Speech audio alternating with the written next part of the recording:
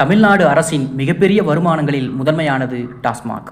ஆண்டுதோறும் டாஸ்மாக் மூலம் மட்டுமே சுமார் 48,000 கோடி வரை வருமானம் கிடைக்கிறது என்று கணிக்கப்படுகிறது. இதில் மது விற்பனை மட்டும் அல்ல, அதற்கான வரி மற்றும் உரிமை கட்டணங்களும் அடங்கும். அதற்கு அடுத்த பெரிய வருமானம் ஜிஎஸ்டி. மாநில ஜிஎஸ்டி மற்றும் மத்திய பங்கீடு சேர்த்து தமிழ்நாட்டிற்கு ஆண்டுக்கு 1,00,000 கோடிக்கு மேல் வருமானம் கிடைக்கிறது. அடுத்ததாக பதிவுத்துறை. வீடு, நிலம், பிளாட் ஆகியவை வாங்கும்போது வசூலிக்கப்படும் பதிவு கட்டணம் மற்றும் முத்திரை தீர்வை மூலமாக ஆண்டுக்கு சுமார் 20,000 கோடி முதல் 25,000 கோடி வரை அரசுக்கு வருமானம் கிடைக்கிறது.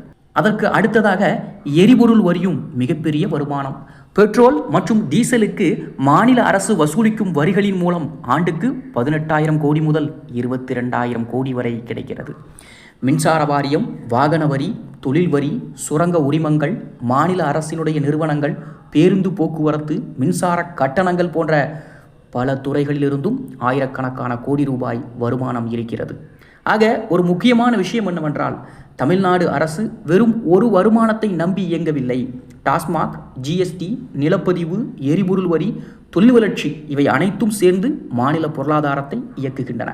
அதனால்தான் தமிழ்நாட்டில் டாஸ்மாக் மூடினால் அரசு இயங்காது என்ற விவாதமும், மாற்று வருமானத்தை எப்படி உருவாக்குவது என்ற அரசியல் கேள்வியும் தொடர்ந்து பேசப்படுகிறது என்பதும் குறிப்பிடத்தக்கது.